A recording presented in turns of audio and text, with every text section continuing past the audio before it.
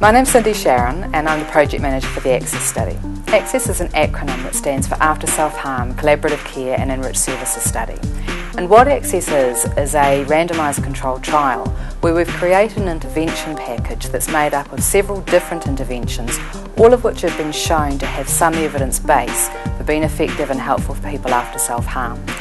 There are 6 parts of the intervention. The first part is we provide something that we call patient support. Now this means that we work with a person to look at what their discharge plan is that they're given in the ED by an assessing clinician. And that can be anything from just referral back to their GP through to involvement by multidisciplinary services depending on the amount of intervention that they require.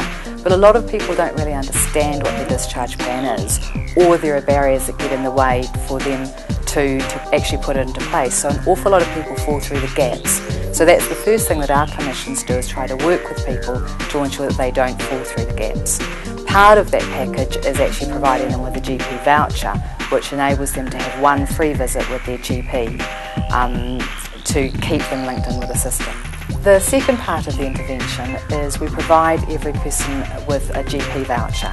This enables them to go and see their GP for one free visit, and it's an important thing that we do because we're trying to keep them linked in with services that can provide help after self-harm. The third part of the package is postcards, and basically what these are a simple a card. It's confidential, it is in an envelope, but the card basically says it's been a while since you were in ED, we hope things are going well for you, and invites the person to respond if they choose to do so. And that intervention alone has been shown to be effective and helpful for people after self-harm in other studies. The fourth thing that we do is a cultural assessment. This happens for every person in the study, and in this study what that looks like is we provide a rating scale called the Sense of Belonging instrument, basically looking at how much people do feel that they belong to their own peer group, their cultural group, and that's been shown to be quite an important predictor of psychological health.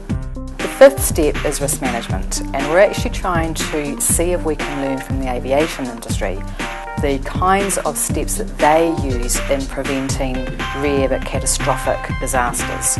And suicide is like that. It's really difficult to predict, but when it happens it has catastrophic consequences. So we're trying to see if the things that the aviation industry has developed and are now being used in, for example, theatres and hospitals can be useful in terms of mental health risk prediction and management. And the sixth part is problem-solving therapy. We've done a previous study which has shown that problem-solving therapy is helpful in reducing hopelessness in people after self-harm. So that's quite an important part of this package of care. And problem-solving therapy is a brief psychological intervention that basically aims to teach people a thinking skill. When people are in crisis and have an episode of self-harm, often their thinking isn't particularly clear, often they're depressed, sometimes they've never really developed good problem-solving strategies.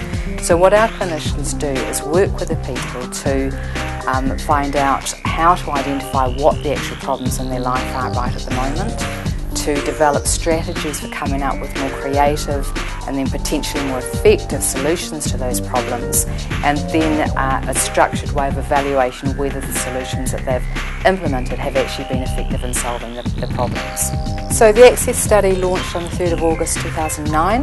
We're currently working at 3 different district health boards in New Zealand. That's Northland, Counties Manukau and Waitemata. And we're aiming to recruit 880 people into the study by the time we finish in early 2011. That's going to make it one of the biggest studies done worldwide in terms of suicide prevention and psychological interventions for self-harm. So we're hoping that the results that we find can make a really important contribution to worldwide knowledge in this area.